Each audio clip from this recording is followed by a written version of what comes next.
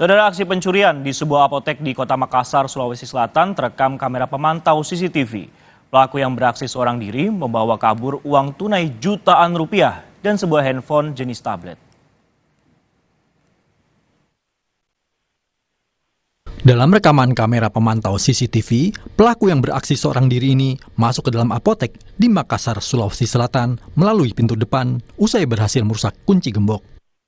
Pelaku menggunakan helm dan masker sehingga wajah pelaku tidak terlihat. Menurut karyawan apotek, aksi pencurian terjadi saat dini hari dan baru diketahui di pagi hari saat karyawan apotek baru saja bangun dan melihat laci hingga brankas yang sudah terbuka, termasuk pintu lemari besi di bagian depan. Pelakunya awalnya datang tuh parkirnya sebelah sini sebelumnya, terus datang lihat-lihat orang, terus sempat nih buka gembok. Nah, sudah buka gembok, nggak lama dia pergi lagi karena sempat di CCTV terlihat ada mobil parkir di depan. Jadi dia pergi lagi. Nah, kemudian datang lagi kedua kalinya parkir di samping sebelah kanan.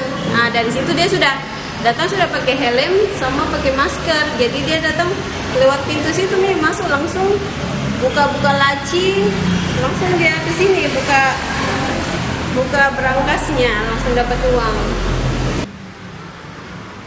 Pelaku membawa uang senilai Rp1.100.000 yang merupakan uang hasil penjualan obat-obatan dan juga satu unit handphone jenis tablet. Kasus pencurian sudah dilaporkan korban ke Polsek Tamalate Kota Makassar dan saat ini masih dalam penyelidikan. Arif Tirtana, Kompas TV, Makassar, Sulawesi Selatan.